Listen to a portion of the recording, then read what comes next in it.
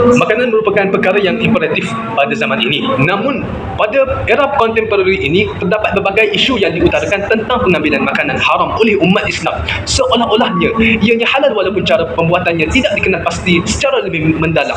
Apabila kebanyakan masyarakat lebih ikut kepada trend ataupun gelombang terkini, maka terlihatlah tahap kesihatan tidak terjaga dengan baik serta menyumbang kepada penyakit-penyakit yang kronik. Oleh itu, Jabatan Kemajuan Agama Islam Malaysia dan Kementerian Hal Ehwal Dalam Negeri mesti mengambil beberapa inisiatif untuk memastikan makanan atau produk adalah halal dan dibenarkan dari sudut sisi syarak supaya tidak menimbulkan sebarang isu yang boleh mencemarkan nama baik Islam dan juga mencemarkan kesucian agama Islam. Seterusnya, terdapat 3 objektif bagi rahsia pemakanan halal dan haram. Objektif yang pertama kami iaitu mengkaji kesan pengambilan makanan halal dan haram dari aspek kesihatan dan sains moden. Selain itu, objektif yang kedua kami pula adalah meneliti konsep syubhah dalam pemakanan. Dan akhir sekali iaitu objektif yang ketiga kami adalah menilai tahap pematuhan syariah Islam dalam pemprosesan, penyediaan dan pengedaran makanan. Seterusnya, kita beralih kepada fakta sains moden berkaitan dengan makanan haram. Yang pertama adalah khinzir mempunyai genetik yang seakan manusia.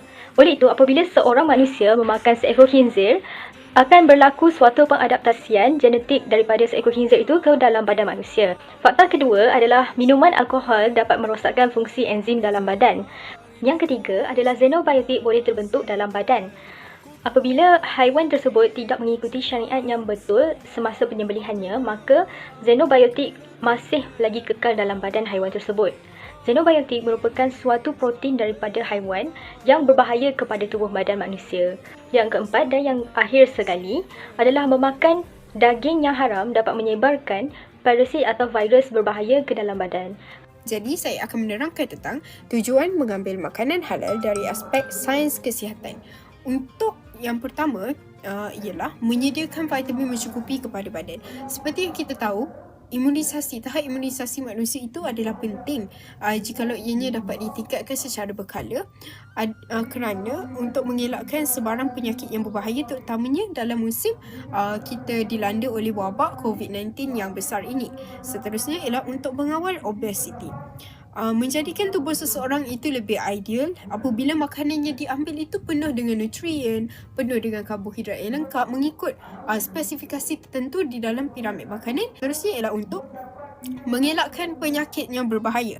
Misalnya dapat dirangkulkan daripada kajian saintifik sendiri yang mengatakan bahawa terdapat cacing pita di dalam daging babi dan cacing tersebut akan merosakkan sistem di dalam tubuh badan kita sendiri. Jadi oleh itu umat Islam digalakkan untuk tidak mengambil sebarang makanan haram seperti daging babi ataupun alkohol sendiri. Ya, kerana ianya dapat menjejaskan kesihatan tubuh kita, termasuklah dari aspek fizikal, mental dan rohani kita. Dan yang terakhir ialah pembesaran fizikal yang sempurna. Apabila kita makan makanan yang halal, makanan yang sihat, maka badan kita dapat membesar dengan sempurna, fizikal kita sihat. Baik, antara salah satu contoh teknologi pemakanan yang moden yang ada pada zaman sekarang ialah Genetically Modified Food ataupun dikenali sebagai GMF. GMF ini dapat ditakdirkan sebagai makanan ataupun minuman yang telah diubah sesuai struktur DNA-nya ataupun enzimnya melalui teknologi kejuruteraan genetik. Antara kelebihan-kelebihan yang dapat diperolehi melalui penggunaan teknologi ini ialah 1. Ia dapat meningkatkan jangka hayat produk tersebut dan 2. Ia dapat meningkatkan kualiti makanan tersebut. Namun, terdapat beberapa isu dalam teknologi ini. Yang paling utamanya ialah kemusykilan terhadap status halal dalam produk GMF. Sebagai contoh, penggunaan enzim ataupun DNA daripada sumber yang telah diharamkan dalam syarak, iaitu khinzir ataupun anjing. Jadi, terdapat beberapa solusi yang telah dikemukakan oleh agensi-agensi dalam Malaysia untuk menepis isu-isu kemusykilan produk GMF ini. Antaranya ialah melalui penguatkuasaan Akta Makanan 1983 dan Peraturan-Peraturan Makanan 1985. Poin yang seterusnya adalah berkaitan dengan pematuhan syariah dalam pemprosesan, penyediaan dan pengedaran makanan adalah salah satu aspek penting dalam Islam yang berkaitan dengan hukum halal dan haram. Makanan halal adalah makanan yang diizinkan oleh Allah yang tidak mengandungi ataupun tidak tercemar dengan bahan-bahan yang dilarang dalam Islam seperti khinzir, arak, darah, bangkai dan sebagainya. Makanan halal juga harus disediakan, diproses, disimpan, dibungkus, dikendalikan dan diangkut dengan cara yang bersih, selamat dan tidak bercampur dengan makanan yang haram. Untuk memastikan pematuhan syariah dalam pemprosesan, penyediaan dan pengedaran makanan, terdapat beberapa perundangan dan panduan yang ditetapkan oleh pihak perundangan Islam di Malaysia seperti JAKIM, ZAIN dan MAIN. Panduan-panduan ini merangkumi aspek-aspek seperti sumber bahan mentah, kaedah penyembelihan, penentuan kawalan halal, pensijilan halal, pelabelan halal dan sebagainya. Panduan-panduan ini berdasarkan kepada rujukan Al-Quran, hadis, ijma' dan qiyas serta pendapat muktamad dalam mazhab Syafi'i. Dengan mengikuti panduan dan perundangan yang telah ditetapkan, pengusaha, usahawan dan orang awam dapat mematuhi syariah dalam pemprosesan, penyediaan dan pengedaran makanan serta memenuhi keperluan dan kehendak pelanggan muslim yang mengutamakan makanan halal. Konsep syubhah di bawah kajian pemakanan halal dan haram. Baik, konsep syubhah menurut Imam Al-Ghazali yang pertama adalah perkara syubhah ni berlaku apabila terdapat keraguan terhadap hukum sama ada perkara tersebut halal atau haram. Dan yang kedua, berlakunya syubhah apabila bercampur perkara halal dan haram. Dan yang ketiga, syubhah berlaku apabila asal perkara tersebut halal akan tetapi ada sebab-sebab mendatang yang menyebabkan terjadi suatu kemaksiatan dalam syariat. Perkara syubhah ni ada situasi yang mana ia akan menjadi sunat untuk dijauhi dan kadang-kadang boleh berubah menjadi haram dan wajib untuk dijauhi. Justru perkara syubhah khususnya dalam pemakanan adalah suatu hal yang sangat dituntut bagi umat Islam untuk lebih memperhatikannya.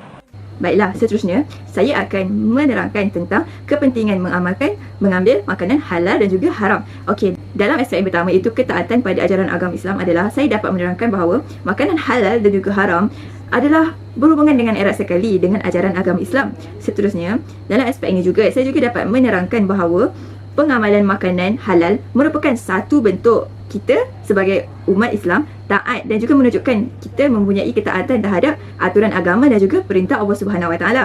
Seterusnya, bagi aspek yang kedua iaitu menghindari keraguan hukum ataupun syubhah. Dalam aspek ini, saya dapat menerangkan bahawa memilih makanan halal dapat membantu kita daripada menghindari keraguan hukum atau ketidakpastian mengenai status halal sesuatu makanan tersebut. Seterusnya, saya juga dapat mengolahkan daripada segi memberikan kedamaian pemikiran dan juga kepastian dalam pemenuhan keperluan harian kita. Dalam aspek keseimbangan gizi, saya dapat menerangkan bahawa makanan halal yang diolah sesuai dengan prinsip-prinsip agama cenderung lebih sihat dan dapat membantu menjaga keseimbangan gizi dalam pola makanan kita yang kita ambil dalam kehidupan seharian kita. Contoh produk yang terkandung bahan yang haram dan kesan penggunaannya. Yang pertama, minuman keras atau alkohol. Mereka yang sering meminum minuman keras atau alkohol cenderung untuk mudah melakukan kejahatan dan kemaksiatan berterusan tanpa rasa bersalah. Seterusnya, kematian yang awal juga lebih kerap berlaku terutamanya apabila mereka terkena sakit jantung atau hati. Seterusnya, minuman keras dan alkohol juga menyebabkan penyakit liver cirrhosis serta kanser hati. Dan yang terakhir sekali, peminum alkohol kronik yang sedang hamil boleh menyebabkan kandungannya mempunyai ciri-ciri kecacatan. Produk yang seterusnya ialah makanan yang berasaskan daging babi. Daging babi yang mempunyai jangkitan parasit terdedah kepada risiko penyakit trichinosis jika daging tersebut tidak dimasak dengan betul.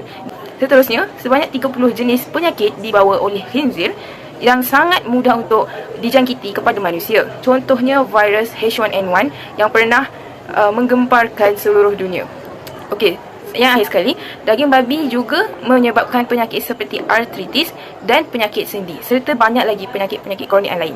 Dengan ini adalah dapat dirumuskan bahawa GMF adalah suatu proses yang mendatangkan kebaikan kepada kemajuan teknologi makanan terkini, khususnya pada cara perstrukturan yang berbeza bagi makanan, dapat meningkatkan jangka hayat makanan sebelum tarikh luput serta menghasilkan makanan lebih berkhasiat kepada tubuh badan supaya dapat menghindarkan kita daripada penyakit kronik untuk tubuh serta mental fizikal yang sihat. Selain itu, pematuhan syariah dalam satu proses penyediaan dan pengedaran makanan memastikan kebersihan kandungan dalam setiap makanan terjaga serta selamat dan mengelakkan sebarang pencemaran yang boleh memudaratkan kesihatan individu. Hal ini kerana Islam sangat menitik beratkan kesucian dan kebersihan terutamanya dalam makanan atas dasar kebersihan rohani intelektual.